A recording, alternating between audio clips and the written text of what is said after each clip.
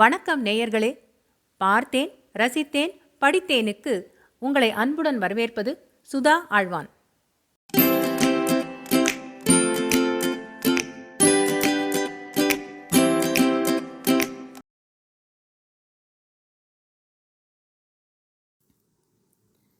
ஒரு புளிய மரத்தின் கதை.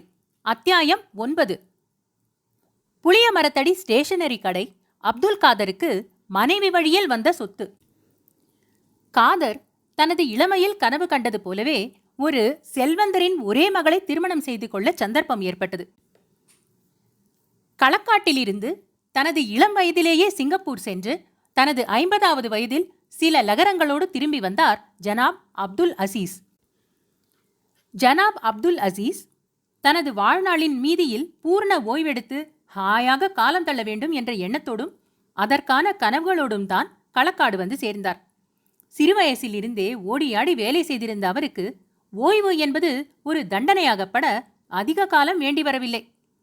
கையில் இருந்த ரொக்கப்பணத்தை நல்ல வாய்ப்பான காலிமனைகளில் முதலீடு செய்தால் காலப்போக்கில் விலை ஏறுகிற போது அபரிமிதமான லாபம் பெறலாம் என்ற உத்தேசத்துடன் நீலகண்டன் போற்றியிடமிருந்து புளியமர ஜங்ஷனில் சென்ட் ஒன்றுக்கு 80 ரூபாய் என்று கொஞ்சம் இடத்தை வாங்கி போட்டார். பின்னால் அதே இடத்தில் ஒரு கடையை கட்டி வாடகைக்கு விடலாம் என்ற அபிலாஷை முளைத்தது. கட்டிட வேலை நடந்து கொண்டிருக்கிற போதே பலர் களக்காடுக்கு வீடு தேடி வந்து வாடகைக்கு கேட்டதானது அந்த இடத்துக்கு ஏற்பட்டு வரும் மவுசை அவருக்கு உணர்த்தியது. சும்மா தானே சோம்பி இருந்து அவஸ்தைப்படுகிறோம், நாமே ஏதாவது செய்து பார்த்தால் என்ன என்ற யோசனை கிளம்பிற்று. கடை கட்டி முடித்ததும் வெளியே நின்று பார்ப்பவனுக்கு கடையே காலி என்று தோன்றும்படி பேருக்கு சாமானை வாங்கி போட்டுக்கொண்டு உட்கார்ந்தார்.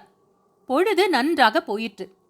புளியமர ஜங்ஷன் கேட்பானே, காலையிலும் மாலையிலும் தினசரி பேப்பர்கள் வந்து விழும். ஏவலுக்கு பக்கத்தில் பையன்கள், அடுத்தாற்போல் சினிமா தியேட்டர், மேலும் 2 எட்டு வைத்தால் மிலிட்ரி ஹோட்டல், அரசியல் விவாதத்துக்கு முஸ்லீம் லீக் நண்பர்கள். இருந்தாலும் வியாபாரம் பிடிபடவில்லை. அவருடைய அரசியல் சார்பு ஒரு காரணம். படியேறியதுமே ஜனாப் ஜின்னா சாஹிபுவின் பெரிய படம்தான் கடைக்குள் கண்களுக்கு புலப்படும். தேசியவாதிகளின் பகிஷ்கரிப்புக்கு வேறு என்ன காரணம் வேண்டும்? சாமான்கள் மலிவான விலைக்குத்தான் விற்று பார்க்கட்டுமே அவர். அதோடு ஜனாப் அப்துல் அசீஸிடம் பேச்சில் நைச்சியம் சிறிதும் கிடையாது. 2வது மனைவியிடம் மூத்ததாரத்தின் குணங்களை புகழ்ந்து பேசுகிற கிழட்டு கணவன் மாதிரி வருகிறவர்களிடம் எல்லாம் சிங்கப்பூர் பெருமைகளை அளப்பதும் இந்தியாவை ஏளனம் பண்ணுவதுமே வேலையாகி போய்விட்டது அவருக்கு. வியாபாரம் வேரோடாததில் ஆச்சரியம் எதுவும் இல்லை. இந்த நிலையில்தான் அப்துல் காதருக்கும் ஜனாப் அப்துல் அசீஸுக்கும் தொடர்பு ஏற்பட்டது. காதர் கடைக்கு அப்துல் அசீஸ் துணி வாங்க வந்ததில் பரிச்சயம் ஆரம்பமாயிற்று. காதருடைய வியாபார புத்தியும் தழுக்கான பேச்சும் அவரை வெகுவாக கவர்ந்தன. அடிக்கடி வேலை இல்லாத வேளையில் எல்லாம் அவன் கடைக்கு போகும் பழக்கமும் நாளாவட்டத்தில் ஏற்படலாயிற்று. பின்னால் ஒரு சந்தர்ப்பத்தில் பாங்கியிலிருந்து வே பில் எடுப்பதற்கு கையிருப்பு கொஞ்சம் கட்டைப்பட்ட போது காதர் வந்து கேட்கவும் நம் இனத்தான் தானே என்ற எண்ணத்தில் அவர் கொஞ்சம் பணம் தந்து உதவினார். மற்றொரு சந்தர்ப்பத்தில் 2 மாத வாய்தாவுக்கு காதர் பணம் கேட்டுவிட்ட போதும் அவர் தயக்கத்தை வெளியே காட்டிக்கொள்ளாமல் பணத்தை கொடுத்தனுப்பத்தான் செய்தார். சிறிது நேரத்திற்கெல்லாம் 1 வட்டி போட்டு ஒரு புரோநோட்டை எழுதி கொடுத்து அனுப்பிவிட்டான் காதர். அசீஸுக்கு இதில் பரம திருப்தி ஏற்பட்டது. சரியாக 60வது நாள் முதல் வட்டி சகிதம் வந்து சேர்ந்தது. இவ்வாறு 1-2 சந்தர்ப்பங்கள் ஏற்பட்டது. பின்னால் வியாபார ரீதியிலேயே கடன் கொடுப்பதும் வாங்குவதும் என்று ஆயிற்று. முதலும் வட்டியும் குறித்த தேதியில் வந்து சேர்ந்ததும் ஜனாப் பெரிசாக சிரித்துவிட்டு, அடே அப்பா, ஒரு நாள் பிந்திடப்படாது இல்லையா, உடனே நம்பர் பதிச்சிடுவேன் என்று சொல்லிவிட்டு பணத்தை சந்தோஷத்துடன் வாங்கி பெட்டியில் பூட்டிக்கொள்வார். வார வாரம் களக்காட்டுக்கு போகிற போதெல்லாம் அசீஸால் தன் மனைவியிடம் காதரை பற்றி பேசாமல் இருக்க முடியாது என்று ஆகிவிட்டது. அசீஸின் மனைவிக்கு அதன் அர்த்தம் நன்றாக புரிந்தது. தன் கணவன் சொல்கிற அளவுக்கு காதர் அழகாக இருப்பானா என்று மட்டும் அவள் சந்தேகப்பட்டு கொண்டிருந்தாள். ஒரு நாள் அந்தி வேளையில் காதர் அப்துல் அசீஸ் கடைக்கு அவசர அவசரமாக வந்தான். ஒரு பிளான் கலக்குதுக்காக வந்தேன் மாமா என்று சொல்லிக்கொண்டே அவன் பேச்சை ஆரம்பித்தான். பம்பாய் குவாலிட்டி டுபாக்கோ கம்பெனியைச் சேர்ந்த பிரதிநிதிகள் அன்று டவுனுக்கு வந்திருந்தார்கள். டவுனில் ஏஜென்ட் ஒருவரை அமர்த்த வேண்டும் என்பதே வருகையின் உத்தேசம். அதற்குள் பலர் அவர்களை மொய்க்கவும் ஆரம்பித்திருந்தார்கள். அப்துல் அசீஸ் முயற்சி செய்து ஏஜென்சியை பெற்றுக்கொள்ள வேண்டும் என்று வற்புறுத்தினான் காதர். ஆத்தாடி, நம்மால் முடியாது என்றார் ஜனாப் எடுத்த எடுப்பிலேயே. மாமா, யோசிக்காதீங்க. இந்த மாதிரி லக்கி சான்ஸ் அடிக்கடி வந்துகிட்டு இருக்காது. 2 வருஷம் கொஞ்சம் முனைஞ்சு பாடுபட்டேல்னு உண்டும்னா அப்புறம் காசு உழுப்ப ஆரம்பிச்சிடும். தொரட்டெல்லாம் என்னால் முடியாதப்பா. இந்த வயசுக்கு மேலே விளம்பரம் பண்ணணும், கடைக்கடையா போய் பல்ல காட்டணும், துணை ஏஜென்ட்டுகளை போடணும், கிடங்கு எடுக்கணும், ஸ்டாக்கு எம்பாங்க, செக்கு எம்பாங்க, வார பயக்களை எல்லாம் எண்ணெய் தேய்ச்சி குளிப்பாட்டணும். பெரிய தொரட்டு.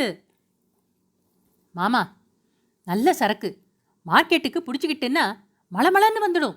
மலபாரில் எல்லாம் ஒட்டகம் தவிர வேற ஒன்னையும் கண்ணெடுத்து பார்க்க மாட்டாங்க. அதெல்லாம் நீ சொல்லுது சரி. ஊதர பயவளுக்கு திடீர்னு புத்தி பேதலிச்சுக்கிட்டே இருக்கும். ஒட்டகத்தை விட்டு போட்டு ஒரு நொடியில குதிரைன்னு சுத்த ஆரம்பிச்சிடுவானுவ.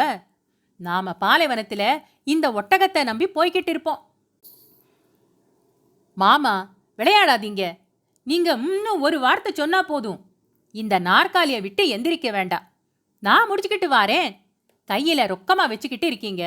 4 காசை இதுல போட்டீங்கன்னு உண்டும்னா நம்ம ஆளுக 10 பேரை பொழைச்சு போகும். இப்பமே குடியிருக்க விடறானில்லை. எல்லாத்தையும் அடுத்தவனுங்க கையிலேயே கொடுத்து போட்டு நின்னோம்னு சொன்னா சோப்பு சீப்பு கண்ணாடி தகரடப்பாவுக்கு தான் லாயக்குன்னு ஸ்திரப்படுத்திடுவானுங்க. எழப்பம் கொஞ்சம் இல்லை. இவ்வளவு ஆத்திரப்படுத்தியே, அப்ப உனக்கே முடிச்சுக்கிடலாமே. தெரிஞ்சிருந்தும் இந்த மாதிரி கேலி செய்றீங்களே. என் மடியிலே கனம் இருந்தா இந்த விஷயத்தையே உங்ககிட்ட வந்து சொல்ல மாட்டேனே. உனக்கு என்னது அவ்வளவு தட்டா? சும்மா கதை விடாத. உங்க வட்டி கணக்கே திரும்பி பாருங்க. என்ன மாமா இது? பொருளற வியாபாரத்திலிருந்து 10-20ன்னு தூக்கிட்டேன்னு சொன்னா அங்கே பள்ளம் விழுந்துடாது? என்ன மாமா நீங்க? அப்போ ஒரு காரியம் செய். நீ எடு, நான் பணம் தர்றேன். கிண்டலா பேசுறீங்க? கிண்டலும் இல்லை, சுண்டலும் இல்லை. உனக்கு சௌகரியம் போல தவணை போட்டு நோட்டு எழுதி கொண்டா, பணம் தர்றேன். வட்டி உன்னால எவ்வளவு முடியுமோ அவ்வளவு போட்டுக்கோ. பேச்சில்லை அதை பத்தி. என்ன சொல்றீங்க நீங்க? என்ன சொல்றேன்னு திரும்ப திரும்ப கேட்டா என்ன சொல்லுதுக்கு? பணம் இருத்தா எடுத்து போடுவேன்னு சொல்லுதே. பணம் தாரேன்னு சொல்லியாச்சு. அதுக்கு மேலே போட்டு ஏன் பிராணனை வாங்குதே? கடை இதுதான்.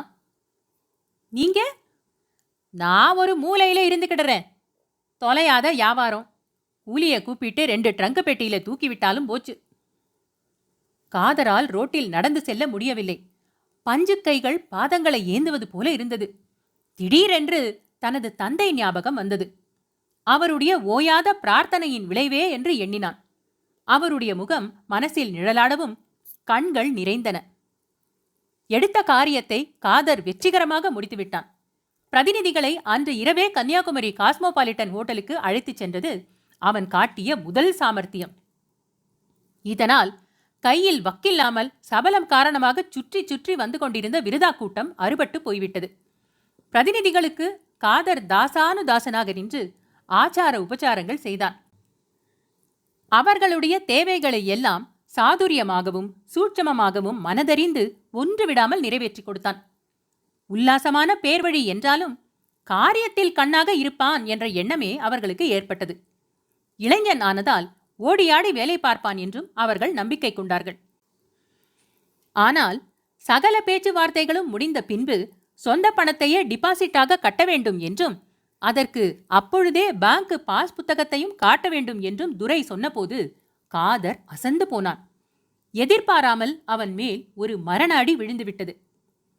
மாமா பணம் தராரு, போராதா என்று கேட்டான் காதர். சொந்த மாமாவா?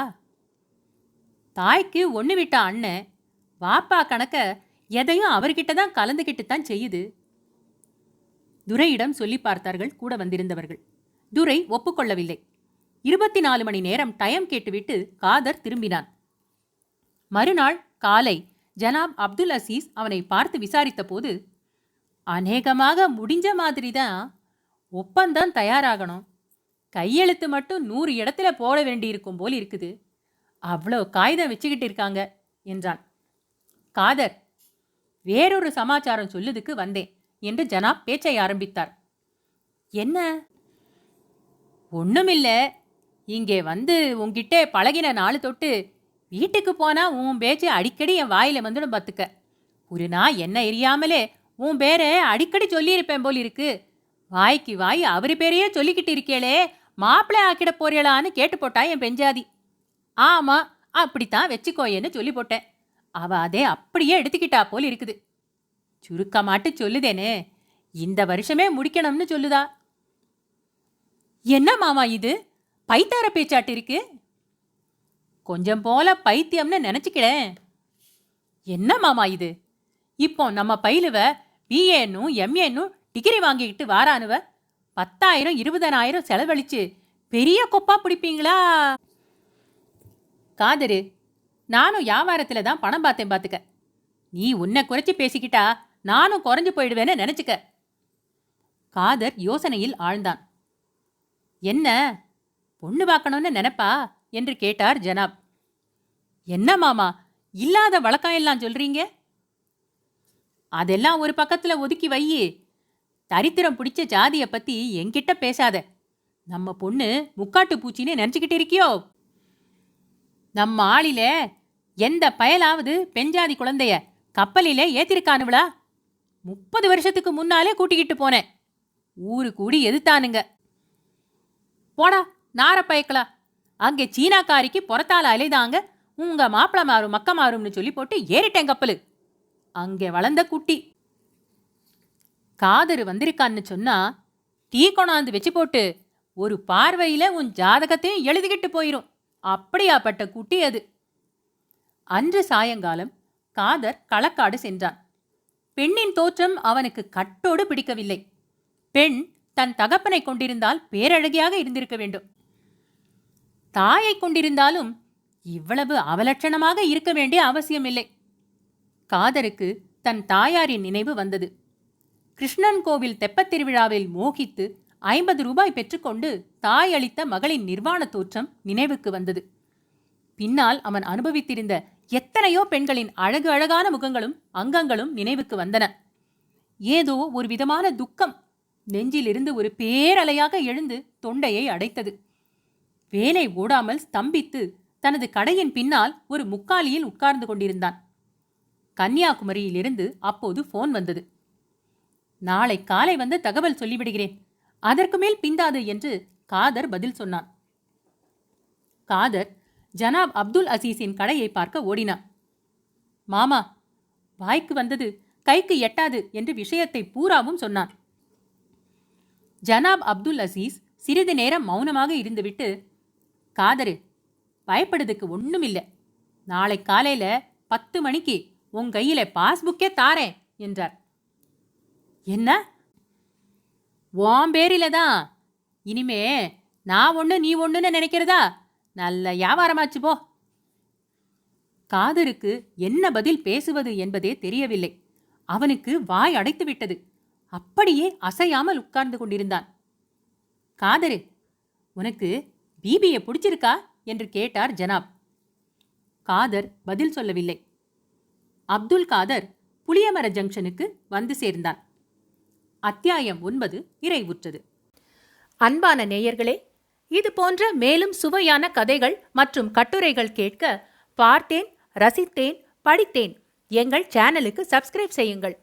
பொன்னியின் செல்வன், சிவகாமியின் சபதம், பார்த்திபன் கனவு போன்றவை பிளேலிஸ்டுகளாக வரிசைப்படுத்தப்பட்டிருக்கின்றன. ஏனைய பிற கதைகளையும் நீங்கள் கேட்டு மகிழலாம். தமிழ் கதைகள் கேட்க ஆர்வம் உள்ள உங்கள் குடும்பத்தார் மற்றும் நண்பர்களிடம் பகிருங்கள். மிக்க நன்றி.